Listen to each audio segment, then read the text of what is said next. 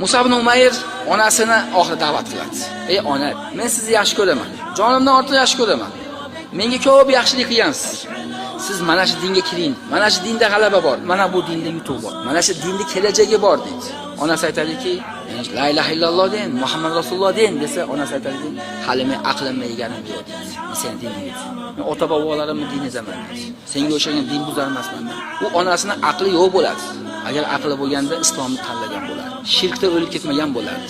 Jahannamga o'tib ketmagan bo'lardi.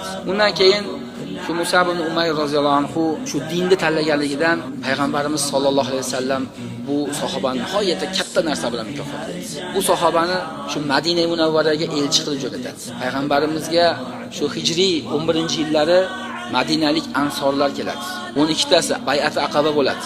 Ular iymon keltirgandan keyin payg'ambarimizga aytishadiki, bizga o'zingizni sahobalaringizdan, shogirdlaringizdan bizga ta'lim beradigan, Qur'onni o'rgatadigan, shariatni o'rgatadiganni bering. Qo'shib bering deydi. Biz o'zimizni olib ketaylik. Bu yerda bizni xalqimizni da'vat qilsin deydi. Payg'ambarimiz sollallohu alayhi vasallam shu paytda bu Musa ibn Umayrdan yoshi kattaroq sahobalari ham bor edi. Payg'ambarimizga nasabda qarindosh bo'lganlar ham bor edi, Hamza, boshqa sahobalar. Lekin Musa ibn Umayrni ixtiyor qiladi.